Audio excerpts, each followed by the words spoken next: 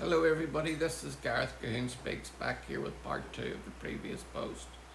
I'd like you to hit the subscribe bar, give me a thumbs up if you like the video, or hit the notification bell to be notified when I post my next post. Or otherwise you can donate to my ministry and the charities that I support at garethcahoon3@gmail.com on PayPal. What makes the Great Isaiah Scroll so special? The Great Isaiah Scroll is unique for several reasons. First, it's the only Dead Sea Scroll preserved almost entirely intact. It measures 7.34 meters, 24 feet in length.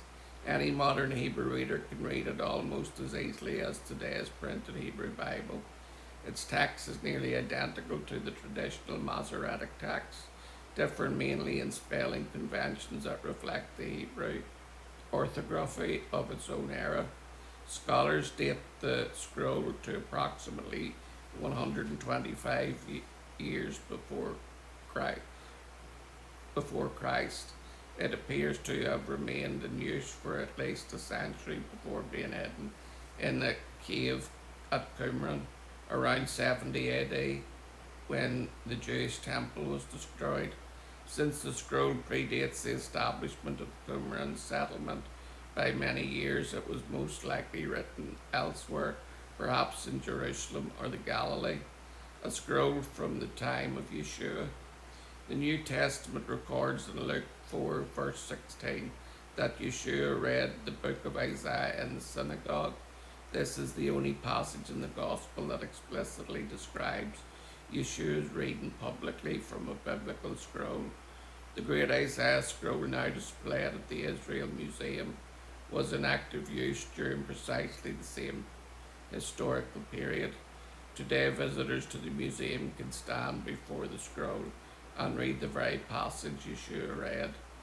The Spirit of the Lord is upon me, because he has anointed me to proclaim the good news to the poor. Isaiah 61.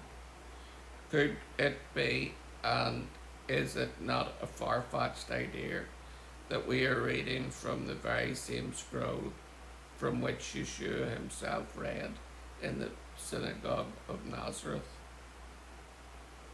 This is the Great Isaiah Scroll, and if you get the chance to go to the Israel Museum, well, if you're going to Israel, definitely don't miss the Isaiah Scroll, because I have seen it not with my own eyes.